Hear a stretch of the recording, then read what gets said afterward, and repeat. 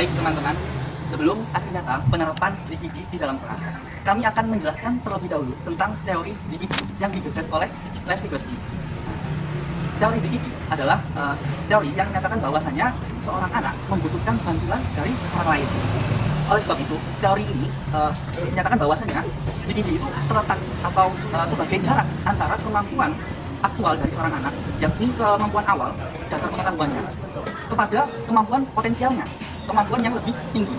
Oleh sebab itu, ZPD ini sebagai jaraknya. Dalam ZPD itu terdapat istilah scaffolding. Sebelum saya mengulas lebih jauh tentang scaffolding, perlu diketahui bahwasanya perkembangan anak itu dapat dikembangkan jika ada interaksi antara guru dengan murid atau peserta didik. Nah, kemudian perkembangan kognitif anak itu juga berpengaruh dari budayanya di sekitar lingkungan. Nah, oleh sebab itu konsep ini sangat berkaitan erat dengan scaffolding atau bantuan dari orang lain. Saya akan menjelaskan tentang scaffolding. Baik teman-teman, nah, scaffolding adalah bantuan atau dukungan yang dilakukan oleh guru kepada peserta didik. Nah, bantuan yang diberikan tersebut haruslah tepat. Oleh sebab itu, seorang guru harus mengetahui kemampuan awal dari peserta didik tersebut. Nah, dengan mengetahui kemampuan awal, maka guru dapat menentukan bantuan secara tepat apa yang dibutuhkan oleh anak tersebut. Nah, sehingga seorang anak dapat berkembang lebih jauh. Kemudian, bantuan dari seorang guru harus dilakukan secara kontinu, tapi tidak boleh dilakukan secara terus-menerus tanpa henti. Karena apa?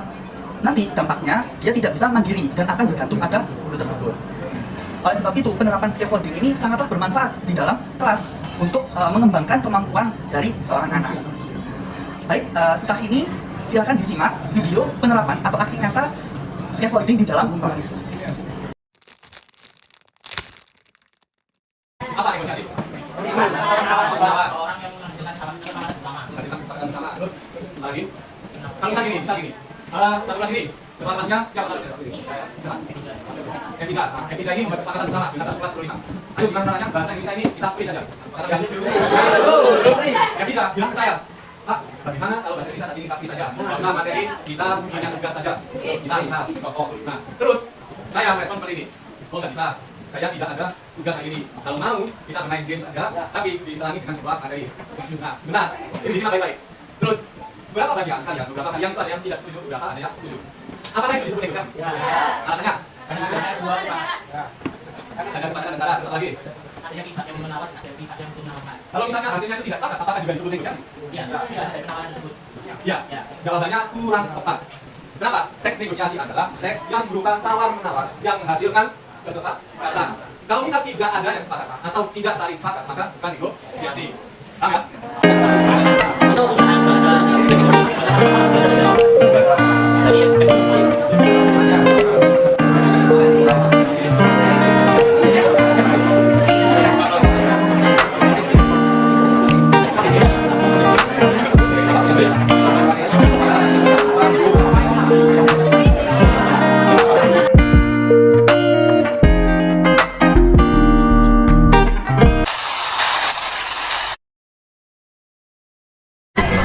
Kita akan belajar apa saja keuntungan dari scaffolding yang diterapkan di dalam kelas. Nah, menurut kami ada 5 keuntungan penerapan scaffolding di dalam kelas. Nah, yang pertama yakni dapat memotivasi siswa dengan mengaitkan minat siswa dengan tugas belajar. Nah, pada intinya scaffolding itu merupakan sebuah bantuan yang diberikan oleh guru.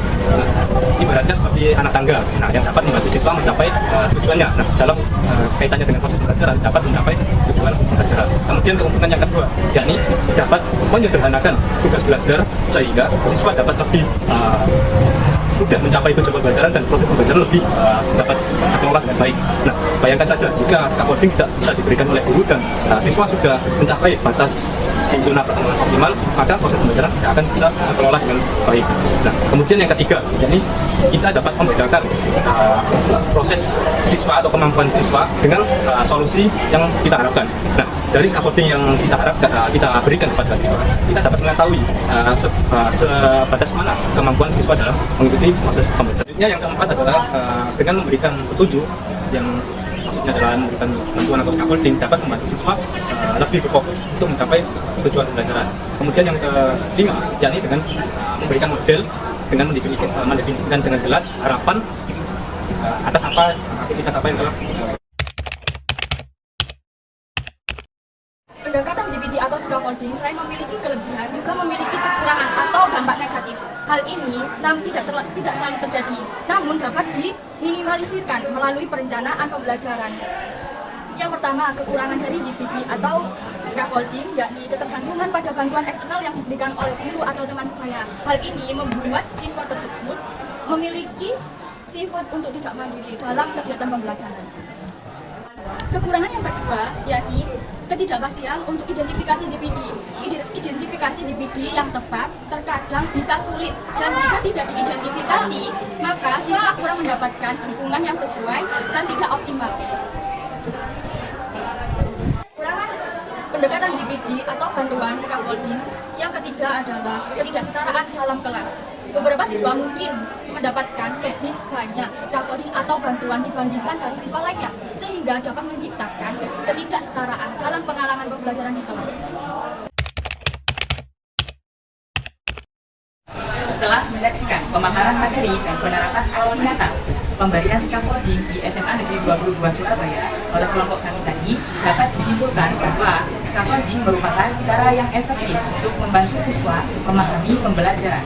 Dengan menerapkan scaffolding, siswa dapat belajar secara lebih efisien serta mengembangkan kemampuan untuk mencapai potensi terbaik mereka. Dengan pemberian scaffolding yang baik atau tidak berlebihan, dapat memberikan manfaat seperti siswa menjadi lebih aktif dan mandiri di dalam pembelajaran. Dan perlu digarisbawahi juga, pemberian scaffolding yang secara berlebihan juga dapat memberikan dampak negatif terhadap siswa tersebut, seperti siswa menjadi ketergantungan dan tidak mandiri dalam pembelajaran.